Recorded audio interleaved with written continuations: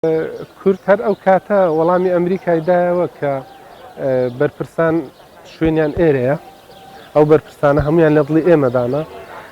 ئەو بەرپرسانەی کە ئەمریکا و تووشیا داوایان دەکەن شوێنەکان ون نییە خۆ لە هەموو ماڵێکی کوردانە لە هەموو شارێکی کوردانە لە هەموو لادەیەکدانە بۆیە لە ساڵی 1990 ئەو تاقیکرایەوە کە ئەمریکا وڵاتانی زلهێز بتوانن بە ڕێگەی دەستگیرکردن و تیرۆرکردنی بەرپرسان هەر لە ساڵی هەشتاکانەوە ئەو تاقیکراوەتەوە نەگەیشتۆ بە ئامانج لە ساڵی 2010 و لە ساڵی 2021 کە دووبارەیان کردوتەوە ناگا بە ئامان چونکە ئەوانە سیاسەتێکی دووفاقی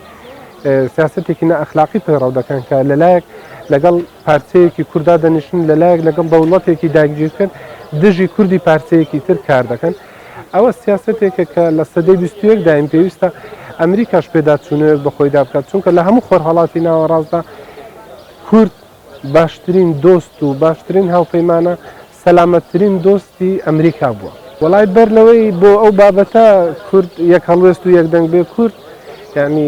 یەک هەڵوێستی و یەکدەنگی و یەکێتی نەتەوەی بۆ کورد لە ئاو خۆراک پێویسترە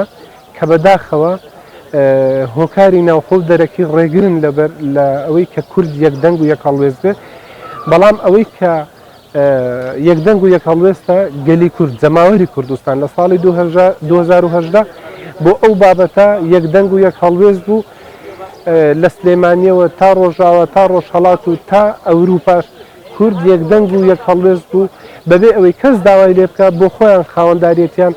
لەو پەیام و لەو داواکاری ئەمریکا کرد کەوتیان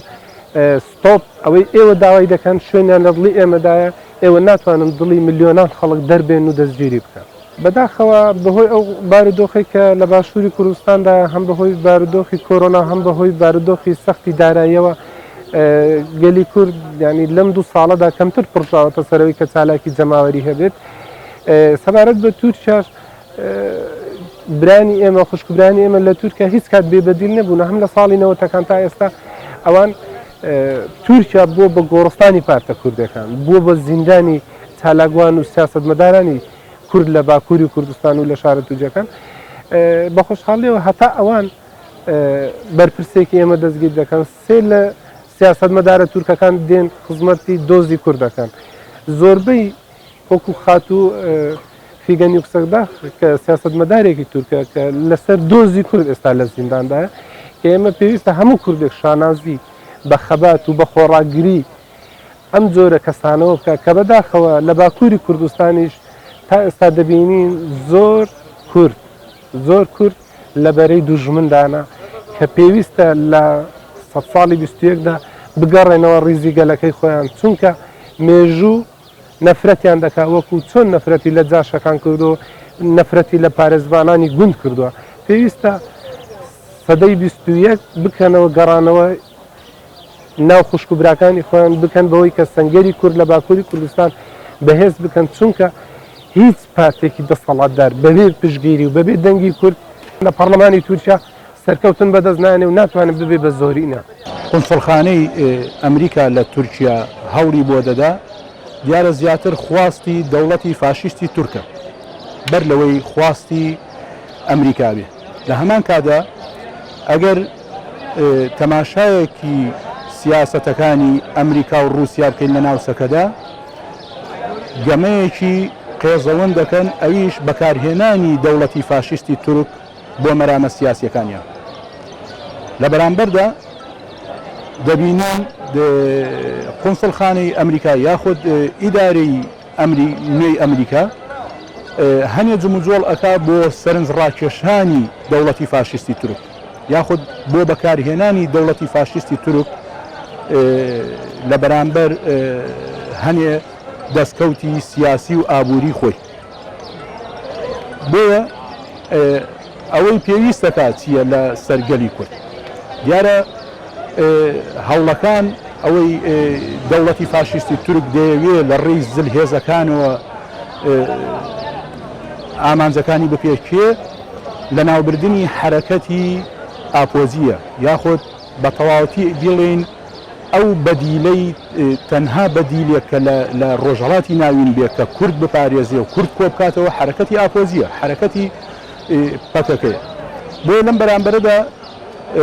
لە ناوچوونی حرەکەی پەکەکە یاخود لە ناوچوونی حرەکەی ئاپۆزی تەنها لە ناوچوونی ئەو حرەکەیە نییە، ئامانجی دەوڵەتی تورک لە ناوچوونی